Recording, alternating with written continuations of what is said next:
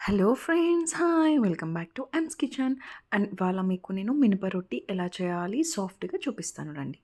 మినప్పప్పు 1 glass, so రవ్వ 3 glasses, 1:3. నేను ఈ గ్లాస్తో మినపప్పుని తీసుకున్నాను, అదే గ్లాస్తో రవ్వని తీసుకున్నాను. అండ్ హాఫ్ టేబుల్ స్పూన్ మెంతులు, సో వేసుకొని 5 to 6 hours సోక్ చేసుకోవాలి. అండ్ రవ్వని కూడా 2-3 hours సోక్ చేసుకుంటే సరిపోతుంది.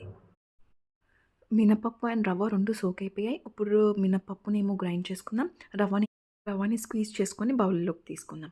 అండ్ ఇప్పుడు మన మినప్పప్పు బ్యాటర్ కూడా రెడీ అయిపోయింది. సో ఇప్పుడు లైట్గా సాల్ట్ యాడ్ చేసుకొని 2 మిక్స్ చేసుకుందాం. మిక్స్ చేసుకున్నాం కదా. అండ్ నేను ఈ రొట్టిని ఇద్దరు దాంట్లో వేస్తున్నాను.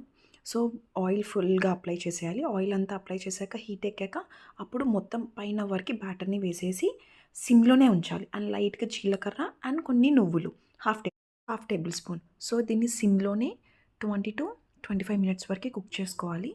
దీన్ని సిమ్లోనే 20 minutes వరకే కుక్ చేసుకోవాలి. చూడండి, చూడండి ఎంత మంచిగా కుక్ అయిపోయిందో. ఎక్కడ కూడా ఏమీ అంటుకోవట్లేదు పిండిలాగా అలాగా. సో నేను ఇప్పుడు మీకు ప్లేట్లోకి తీసి చూపిస్తాను. సో చాలా బాగా కింద క్రిస్పీగా, పైన నార్మల్గా స్పాంజ్ లాగా, చూడండి ఎంత బాగా వచ్చేసిందో. ఇద్దరి దాంట్లో కానీ ఈ మినప రొట్టె వేసుకుంటే టేస్ట్ డబుల్ అవుతుంది. మినప రొట్టి రెడీ టు సర్వ్. సో దీన్ని మనం పానకంతో కానీ, కొబ్బరి చట్నీతో కానీ, టమాటో చట్నీతో కానీ తింటే చాలా బాగుంటుంది. సో నా రెసిపీ కానీ మీకు నచ్చినట్టయితే please like, share with your friends and family members, and please don't forget to subscribe. Thank you.